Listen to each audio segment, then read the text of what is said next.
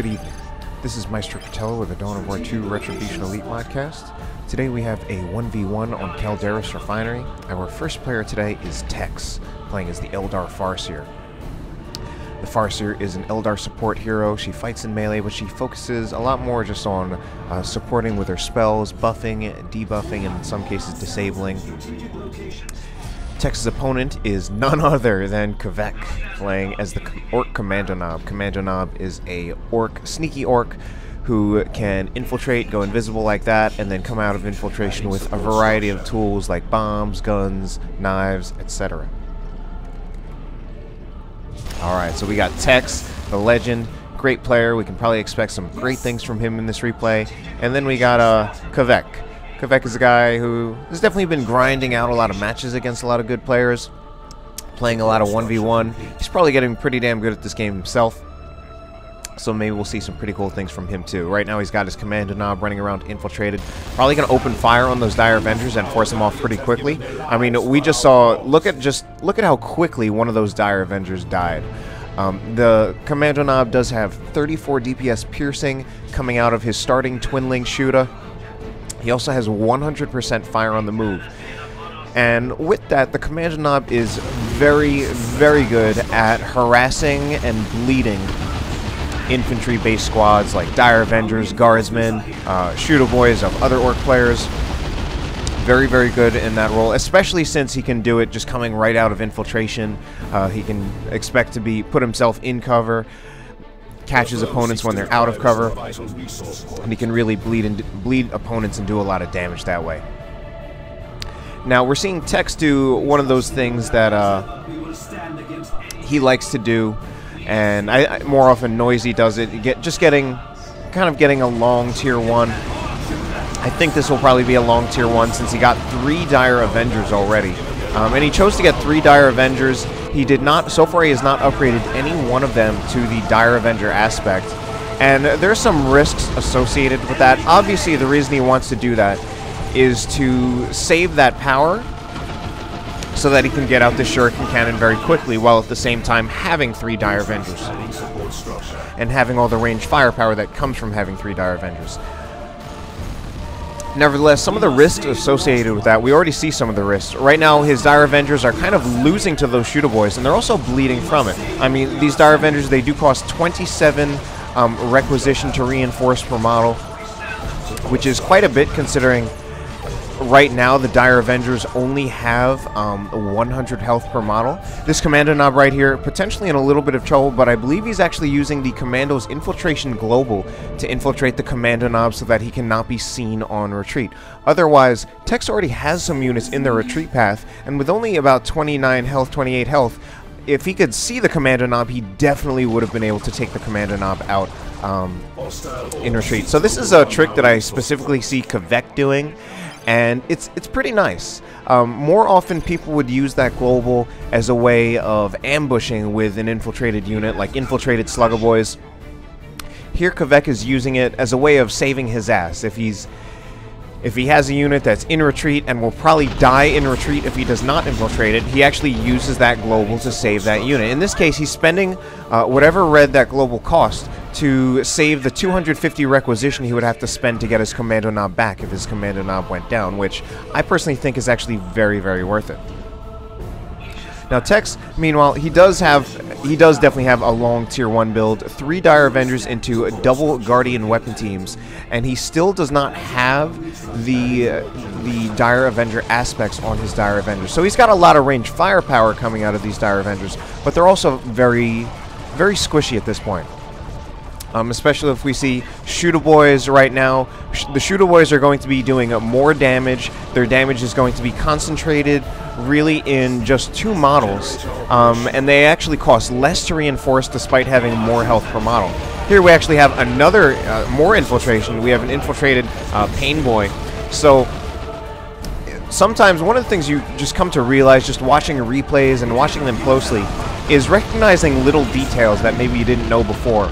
And certainly, it's interesting because I've watched so many replays and I definitely know a lot about the game, but there are so many details I learn as I watch. Like right now, I know about the Commando's Infiltration Global, I know that it infiltrates, and I know what all the positive benefits can be out of that. Right now, what I can tell from just watching this replay is that it obviously has a pretty cheap red cost, and it also obviously has a pretty low cooldown, because we saw Kvek use it to save his Kommando Nob on retreat, and then he pretty quickly, not too much time later, he was able to use it on his Pain Boy in an engagement. Now, Tex has gone for a really, really long Tier 1, getting triple Guardian Weapon Seams, and he still has not gotten any Dire Avenger aspects. Now, part of the risk, again, of using these Dire Avengers is that they can bleed a lot, since given how weak they are relative to how expensive they are. That being said, the Dire Avengers can definitely help. I mean, the Guardian Weapons teams can definitely help Tex use these Dire Avengers a little bit more safely with a little bit less bleed, since the suppression can reduce the damage output of the orcs, and then meanwhile the Dire Avengers can actually just do their damage without having to worry about taking damage. And right there, what we also saw was that one of the Guardian Weapons teams was going to get meleeed by the Pain Boy. The Pain Boy managed to get around the firing arc of the forward Guardian Weapon team, and Tex covered it with a second Guardian Weapon team behind that first one.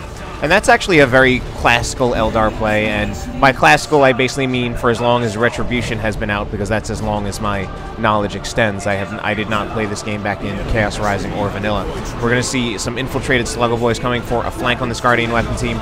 Really needs to get out of there. Yeah, pretty much immediately needs to retreat, or it can risk getting wiped there, given the damage potential of Sluggo Boys actually coming very, very close to wiping a Dire Avenger squad. I think if they hadn't hesitated there, if Kvek hadn't hesitated, probably would have wiped that last Dire Avenger model. And that's still a lot of bleed for Tex. This is also really, really risky positioning for Tex. He's setting up his Guardian Weapon team so that they can suppress right here, but he's also getting it suppressed by aiming what's that. Kommando Nob is running in, and now the Guardian Weapon team was actually focusing on the retreating Pain Boy, and the Kommando Nob was able to get in here. Kommando Nob even has a melee charge, even when he has a ranged weapon, and this could be really, really dangerous for the Guardian Weapon team. I actually think if he had forced meleeed with the Shooter Boys right there, but it might not even matter, he might still finish this Guardian Weapon team anyway, and he does in fact finish that Guardian Weapon team. So meanwhile, let's see. Does Tex he still does not have those Dire Avenger Exarchs, and part of the reason he may have done that is that with the play he's making, where he's putting out those Dire Avengers out on the field and then trying to get this long Tier 1 with the Guardian Weapon team, he's generally delaying putting down the generators, and that has implications, of course, that could mean that he would basically just tech later. And generally when you go for a long Tier 1, you can usually expect to tech later if all things are kept equal. But generally when you also get this long Tier 1, you're not trying to keep things all equal. You're actually trying to gain an advantage in map control and hopefully secure a generator bash. And then from that, you should be able to compensate for having a longer Tier 1 just by either with the increase in map control or by capitalizing on generator bashes. However, I don't think Tex really did that, since Kvek definitely got to Tier 2 first. And Kvek did go for a more traditional size build. He only got 4 squads, or, well, one's also a Pain Boy, which is not a squad, but he got 4 units in Tier 1. Kvek is now doing some cheeky stuff that I don't think he's trying to lay down an IED right here. Meanwhile, he's getting focused down by triple Dire Avengers. Actually, only 2 of them are firing, but still, that was, yeah. And he says that was a little bit foolish, and he was kind of trying to troll there, and he was trying to troll a really good player. That might work against me or someone else, but maybe not Tex. Although Tex, now this IED is down here. Tex does not have a detector. So at this very moment, he cannot see the IED. I don't know if maybe when the IED is placed, you can see it very temporarily. But Tex, just with his game knowledge, and especially definitely plays the Kommando Nob of it himself, might be able to kind of just know that if Kvek was standing there for a really long time, that maybe he was planting an IED. And Tex also, he does not have a detector, but however, right here, he's actually using the Farsight Global to detect this booby trap, so that he can destroy it. And Tex has actually said before that when he plays the Farseer, he doesn't necessarily get Rangers because he can use the Farsight Global as a way of detecting. The Farsight Global is a Tier 1 global for the for the Farseer. I believe it only cost a mere 35 red, and it will reveal Fog of War. It will also detect any infiltrated units. Alright, right here, this Guardian weapon team is in a lot of trouble out here under strength, and now getting hit by a Death Dread. It will fortunately get out of there because the Death Dread did get a sync kill. And overall, this is actually still managing to go quite in favor of Tex. Although Tex, oh no, he might lose his Guardian weapon team that just upgraded to a Bright Lance. But actually, he's not going to. Alright, Farseer at this point does have the Singing Spear. The Singing Spear is a heavy melee weapon upgrade for the Farseer. Weaker than most heavy melee weapon upgrades for heroes. However, she is not really a true melee hero. And right here, I don't know what this Pain Boy is doing, but the Pain Boy is going to go down. I think he's just not paying attention. We also have a little bit, I think, a little bit of a graphical glitch right here, where the Slugga Nob is not appearing as infiltrated, even though the rest of the squad is. I'm sure that, I have a feeling that in the actual game, when this game was actually being played, the Slugga Nob was still infiltrated. I think that's probably just a replay glitch in the replay.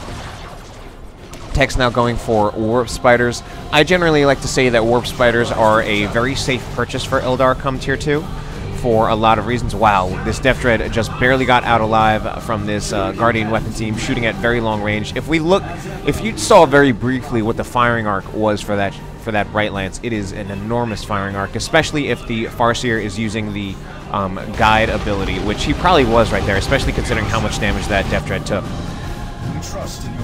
But Warp Spiders now out on the field. Again, I consider them a pretty safe purchase for Eldar to get in Tier 2, in part because you get an incredibly powerful range squad. They can teleport, so that gives you map control. That gives you just good positioning. It also gives you the ability to deal with setup teams or also counter melee, and then of course probably more importantly than all of the stuff I'm rambling on about is the fact that with the aspect of the Warp Spider you get the Haywire Grenade, which is pretty much the one snare that Eldar has, and it's also the best ability snare in the game because in addition to snaring, it also disables the weapons of the target vehicle, which can be very, very powerful. And for a while, I even personally believed that it was a little overpowered. But I actually feel that they kind of need it in some ways, especially with the combination of, if you're trying to use the Haywire Grenade in combination with Banshees. The Banshees, usually, if the Warp Spiders just had a regular snare grenade, like the Melt-A-Bomb, I think the Banshees would not be very effective in combination with the Haywire Grenade.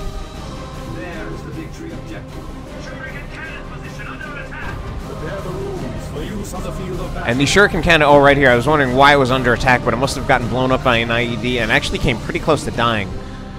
Tex is definitely playing a bit of a dangerous game, running out these Shuriken Cannons out under strength without all of their models. And part of the reason he does that is because the Bright Lance, or any setup team really, still gets its full functionality without having all of the squad's models. This Bright Lance, it's basically just the platform that's doing all the damage, at least to vehicles. So you don't actually necessarily need that fourth model, so he's kind of saving the costs while still retaining full functionality of the squad. The risk of it is that if this gets jumped or flanked, or just if in general it starts coming under a lot of pressure, there's a much, much bigger risk that could actually get wiped entirely. Warp Spiders over here bashing generators. That's not a bad use of them. They can get some experience for themselves, and they are quite powerful, so they should be good in that role, although it actually is taking some time just because they're doing it by themselves. Kvek now actually seems like he's being bullied around the map by this army of Dire Avengers. I think Dire Avengers are now actually fighting an engagement that might be a little bit of a risk for them. A grenade was thrown, one grenade totally missed, another one totally missed, and another one finally actually hits these Slugga boys. But we now have some flash gets out for Kvek. They also have the Get Finders upgrade, increasing their range. That should help Kvek a bit to deal with the Warp Spiders. Certainly, once Tex had those Warp Spiders out, Tex definitely had massive ranged fire superiority, just with the incredible amounts of range fire he had. We have the Bright Lance taking shots at this Guardian weapon team while the Farseer is chasing it. I think that will be the end of this Death Dread. And there we go, into that Def Dread. I mean, the guide was definitely active on this Guardian weapon team, because then it was shooting all the way up here where the Def Dread was, but then its firing arc was reduced after the ability wore off. So Tech's definitely making very, very good use of that guide ability as a way of helping him take out vehicles. And the Farseer getting very, very close to dying. Will she get out of there alive? Still taking some hits, getting very, very close. You know, if the Kommando Nob might have actually been firing himself, he may have taken her out, but it's amazing just how seemingly lucky Tex can get with retreating his squads. But it's probably not just luck, it's also probably a combination of good judgment. Even when he gets his squads out of there with seemingly no health, burn a bomb thrown in, and then, wow, that was very, very dangerous. That burn a bomb, as it turns out, from the Commandos actually seems to be pretty powerful. Nearly wiped out this Guardian weapon team right here. And again, Tex getting that Guardian weapon team out of there just barely, but still getting it out of there. Although I actually think Kvek I think he kind of messed up the order, and he probably knows what the correct order is. He actually used the... I was going to say, yeah, he used the Burn-A-Bomb first. No, wait, he did it right. He used the Burn-A-Bomb first, and then he used Love Dadaka. I think maybe it didn't work because maybe Farsight was active, and then he was able to detect the Commandos. Or maybe he just forgot to infiltrate. I actually forgot already. But either way, if he had actually been able to pin that Guardian weapon team with Love Dadaka before they had retreated so they wouldn't have gotten knocked back, I think that would have been the end of that Guardian weapon team. So Kvek's Kommando Nob is down again, and right now this Guardian weapon team, one of the great things about the Guardian weapon team now in the Elite mod is that it's shooting at the cover. I think it actually was shooting at the cover right there because it's a building and it was in the way of the Guardian weapon team. But one of the great things about the Bright Lance now is that it's actually much more useful than other AV platforms, even after you have destroyed your opponent's vehicle, because it has that Scorch ability, which increases the damage that a target takes. So that can actually be used against infantry, and that's actually very, very useful. And that gives the Bright Lance a lot more functionality and a lot more relevance than a lot of the other setup AV teams, which are really relegated to capping duty and generator bashing once vehicles have been destroyed. We actually have a lot of range DPS coming out of Kvek right now, between commandos, between flash kits. I actually feel this Farseer might be in a little bit of trouble, cutting it very, very close, and that time Tex doesn't get so lucky and doesn't have such great judgment and does in fact lose his Farseer. But there really is a huge amount of range DPS coming out of both players. Okay, that time...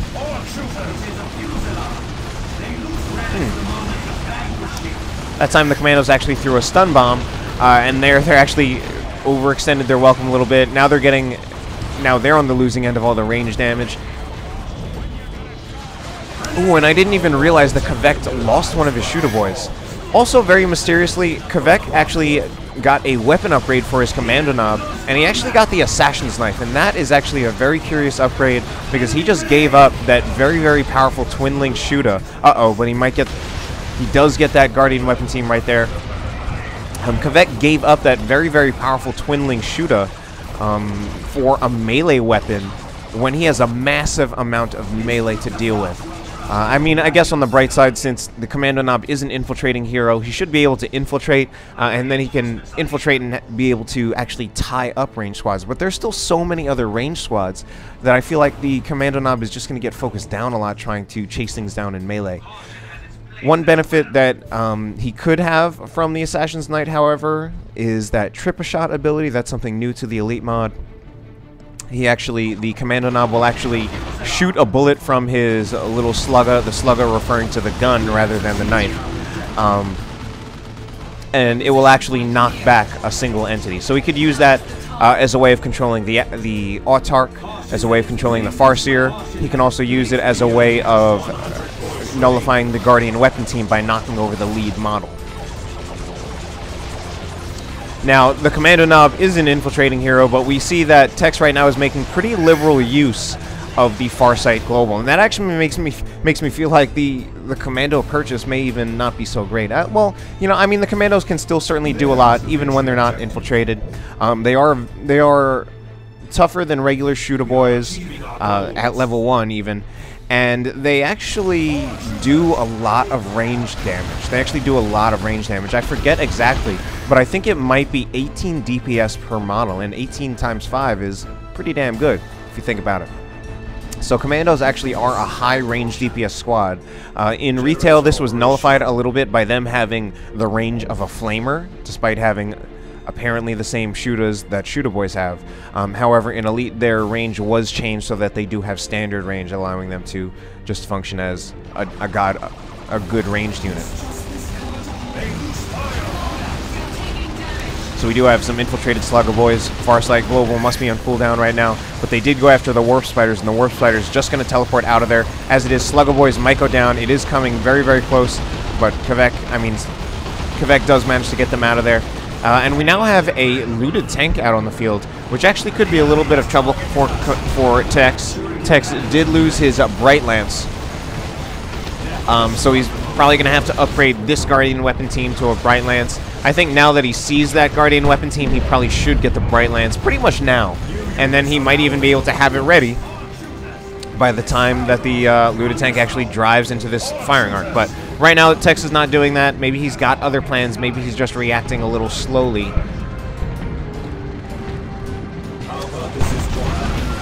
But this... Oh no, this Guardian Weapon team actually in a lot of trouble right now. Might even die.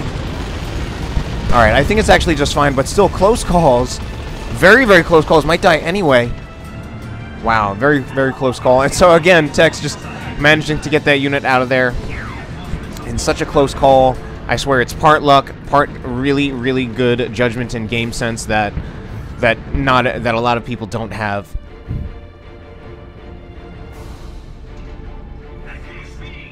I sense desperation in our foe. Autark going in with her Executioner Spirit. She does... Tex has, I think, very wisely chosen to get the Energy Shield upgrade for the Autark, just with the massive amount of range damage coming out of Kvek right now. I think the Autark would really just be at too much risk without that Energy Shield. And then she would risk dying entirely. Tex now actually choosing to get a Fire Prism, which is certainly it's certainly a great unit. Can especially help at this point in the game. Right now, Tex has a major lead in VPs. It's 342 to 25. Kvek with the double cap. And if Tex can manage to get the middle VP back, the Fire Prism can allow him to hold it. It can prevent Kvek from recapturing it, which could probably be enough to basically just give him the game. However, he still has to be a little bit careful about the looted tank. Looted tank has been upgraded with reinforced plating, and Kvek definitely has a lot of potential answers to a Fire Prism. I actually feel the Fire Prism is something that, at the same time, as good of a unit as it is right now, it could be incredibly, incredibly risky. I actually would say the Kommando Nob has to be one of the riskiest commanders in the game to get a Fire Prism against, because he can infiltrate, get that rocket launcher or rocket launcher, and he can pretty easily take out a Fire Prism that way. Meanwhile, we also do have this tank. The tank can pretty easily drive in. The main thing that's going to be stopping the looted tank is the Warp Spiders with their haywire grenade.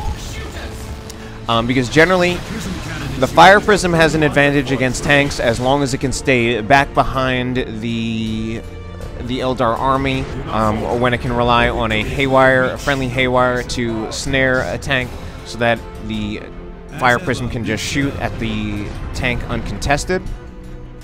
But generally, if Warp Spiders are not present and you can actually break through an Eldar line, once a tank starts driving forward and gets in range of a Fire Prism, the Fire Prism is usually pretty much done at that point. Because the Fire Prism is not as fast as a tank, it has less health, and generally speaking, with only a few exceptions, it does less damage to... It generally does less damage to to vehicles. I think the Luda tank might actually be one of those exceptions. I think the main battle cannon on the Luda tank actually does less damage than the focused blast of the Fire Prism. But still, just with the speed of the Luda tank as well as its health, if it starts pursuing the Fire Prism, it should win. And especially right now, with double Luda tanks, this is actually a really, really bad situation for the Fire Prism that Tex is going to really need to use some really good micro to keep this tank alive. And Tex also getting this Autarch out just barely. The build he has right now, first of all, it's going to take a lot of micro just to keep this Fire Prism alive. And just the build he has with all of these Dire Avengers, this Autarch, the Farseer, the Warp Spiders, this is a build that really does require a lot of micro. Like, I personally simply do not have the micro to effectively manage the build, at least not right now, the build that Tex is pulling off right here.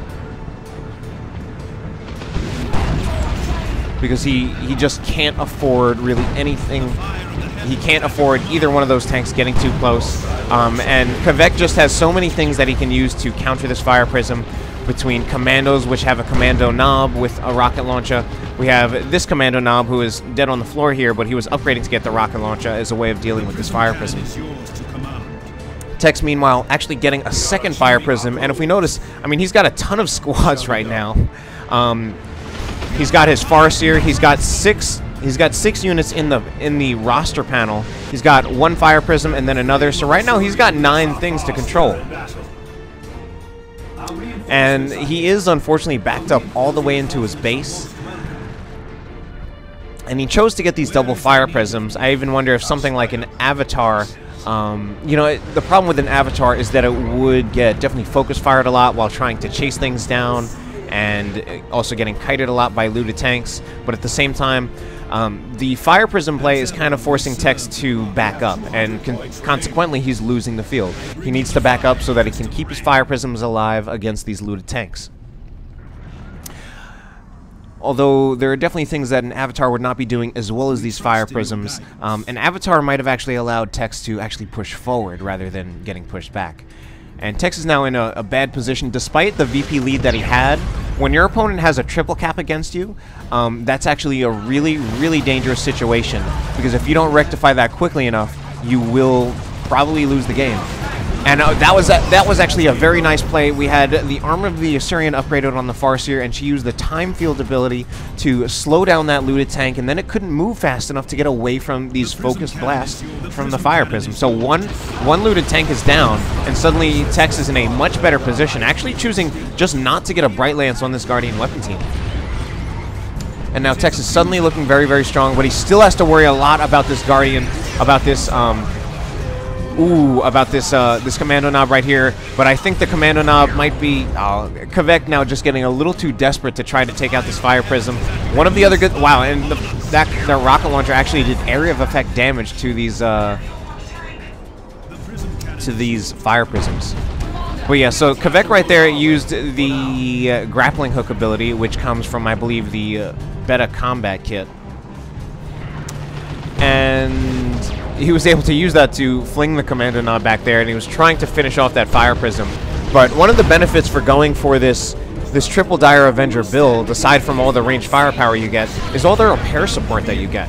And definitely one of the disadvantages of some of the more traditional Eldar builds, like the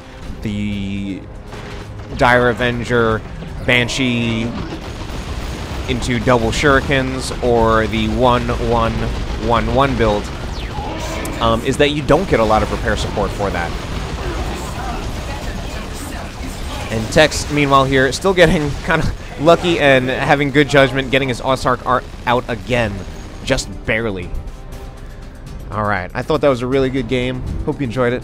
Have a good night.